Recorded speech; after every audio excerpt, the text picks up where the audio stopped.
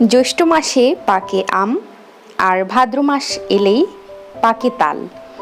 তো তালের পিঠা তো আমরা কম বেশি সবাই বানিয়ে থাকি। তো আজকে আমি আপনাদেরকে সবথেকে সহজ উপায়ে পানির ভাপে তালের পিঠা বানিয়ে দেখাবো। সুপ্রিয় দর্শক শ্রোতা, আসসালামু আলাইকুম। মামির হাতে রান্না চ্যানেলে আপনাদের স্বাগতম। আশা করি সবাই ভালো আছেন। তো আজকে আমি আপনাদেরকে খুব সহজভাবে অল্প উপকরণের মাধ্যমে তালের পিঠা বানিয়ে দেখাবো। কোনো ঝামেলা নেই, যে কেউ এই রেসিপিটি ফলো করলে তালের পিঠা বানাতে পারবেন। আর কলা পাতা তো ঢাকা শহরে থাকেই না, তো যারা ঢাকাতে থাকেন তাদের জন্য কলা পাতার আদলে ফ্রাই প্যানের মধ্যে খুব সহজভাবেই আজকের দুটা তালের পিঠার রেসিপি আপনাদেরকে আমি দেখিয়ে দেব। তো 3 কাপ পরিমাণ আতপ চাল আমি সারা রাত ভিজে রেখেছিলাম। চালটা খুব ভালোভাবেই নরম হয়েছে। তো এখন এটাকে আমি একটা ব্লেন্ডার মেশিনের মধ্যে দিয়ে তারপর পেস্ট করে নেব। তো এই রেসিপিতে আপনাদের চালের গুঁড়ো করারও কোনো ঝামেলা নেই, বা চালের গুঁড়ো ছাড়াই এভাবে পেস্ট দিয়েও তালের পিঠা বানিয়ে ফেলতে পারবেন। তো খুব মিহি করে আমরা চালটাকে পেস্ট করে নেব। সামান্য একটু পানি প্রয়োজন পড়লে দিতে পারেন, কিন্তু পানিটা ব্যবহার না করলেই ভালো হবে। দিয়ে দিচ্ছি লবণ পরিমাণ মতো। তো লবণটা দিয়ে খুব ভালো করে আমি চালের পেস্টটাকে মাখিয়ে নিচ্ছি। তো এখন আমি অ্যাড করছি কাঁচা তালের রস 1.5 কাপ পরিমাণ। আপনারা চাইলে 2 কাপও ব্যবহার করতে পারেন, তবে 1.5 কাপ দিলেই পারফেক্ট হবে। 3 কাপ চালের জন্য 1.5 কাপ পরিমাণ তালের রসই যথেষ্ট। তো তালের রসটা দিয়েও খুব ভালো করে মাখিয়ে নিচ্ছি। তো মাখানো হয়ে গেছে। এখন আমি এটার মধ্যে অ্যাড করব চিনি। আপনারা চাইলে গুঁড়ো ব্যবহার করতে পারেন, তবে আমি আজকে চিনি দিয়েই পিঠাটা বানাবো। দিয়ে দিচ্ছি 1.5 কাপ পরিমাণ চিনি। যারা অতিরিক্ত মিষ্টি ভালোবাসেন বা বেশি কড়া মিষ্টি পছন্দ করেন তারা 2 কাপ পরিমাণ চিনি ব্যবহার করবেন। তো আমি 1.5 কাপ পরিমাণ চিনি দিয়ে মিশ্রণটাকে খুব ভালো করে মিশিয়ে নিয়েছি, এবং এটাকে আমি এখন ঢেকে রেখে দেব সারা রাতের জন্য, মানে 7 থেকে 8 ঘন্টা।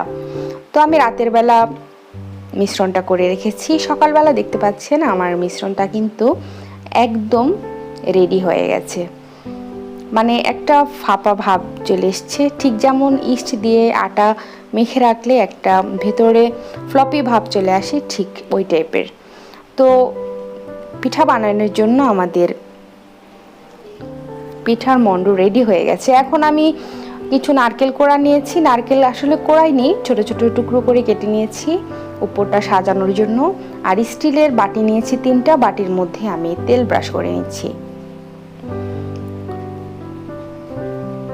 যারা নারকেল খুব বেশি পছন্দ করেন তারা চাইলে নারকেল কোড়াও এই মিশ্রণটার মধ্যে ব্যবহার করতে পারেন। আর অবশ্যই নারকেল কোড়াটা আপনারা যখন বাটির মধ্যে ছোট ছোট বাটির মধ্যে যখন এই মিশ্রণটা দিয়ে পিঠার জন্য ভাপের জন্য রেডি করবেন, ঠিক তখন মেশাবেন। রাতের বেলা মেশালে কিন্তু নারকেলটা নষ্ট হয়ে যাবে। তো উপর থেকে আমি নারকেলের যে কুচিগুলো আছে একটু ছড়িয়ে দিচ্ছি গার্নিশিংয়ের জন্য। এটা দেখতে খুব সুন্দর লাগবে। তো হয়ে গেল। এখন একটা বড় হাঁড়িতে আমি স্ট্যান্ড বসিয়ে কিছুটা পানি দিয়ে পানিটাকে গরম করে নিয়েছি। আর একটা স্টিলের থালা বসিয়ে দিয়েছি। থালাটার উপরে আমি সেই বাতির টিনটা বসিয়ে দিচ্ছি। তো বসিয়ে দিলাম বাতির টিনটা। এখন এটাকে ঢেকে দিচ্ছি। অবশ্যই ঢাকনা ছিদ্রটা বন্ধ করে দিবেন, যেটা আমার ক্যামেরাবন্দি করতে মনে ছিল না। তো প্রায় 10 মিনিটের মতো সেদ্ধ করার পর আমার পিঠাগুলো কিন্তু হয়ে গেছে। কাঠি দিয়ে চেক করে দেখছি ভেতরটাও একদম পারফেক্টলি সেদ্ধ হয়েছে। তো দর্শক শ্রোতা, দেখতে পাচ্ছেন কতটা সুন্দর হয়েছে। এখন আমি একটা ছুরির সাহায্যে বাটি থেকে পিঠাগুলোকে একটু আলগা করে নিচ্ছি। খুব সহজ পদ্ধতি, আপনারা তো দেখতেই পেলেন দর্শক শ্রোতা।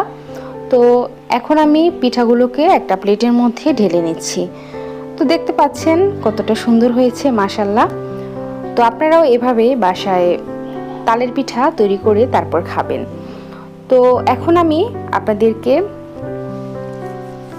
আরও একটি রেসিপি কিন্তু দেখাবো এই তালের পিঠার। যারা কলা পাতাতে একটু ফ্রাই টাইপের মানে ভাজা পিঠাটা পছন্দ করেন তাদের জন্য এই প্রসেসটা। তো একটা ফ্রাই প্যান নিয়েছি, একটু তেল ব্রাশ করে ফ্রাই প্যানের মধ্যে তালের কিছুটা মিশ্রণ দিয়ে দিচ্ছি। তারপর চুলাটা একদম লো আঁচে রেখে ঢেকে দিয়েছি। 2 মিনিট পর দেখতে পাবো উপরটা একদম শক্ত হয়ে গেছে, মানে সেদ্ধ হয়ে ফুলে গেছে। তো উল্টে দিলেই দেখতে পাবেন একদম প্যানকেকের মতো সুন্দর তালের পিঠা হয়ে গেছে। আমরা কলা পাতা দিয়ে তৈরি করলে কিন্তু ঠিক এরকমই হয়।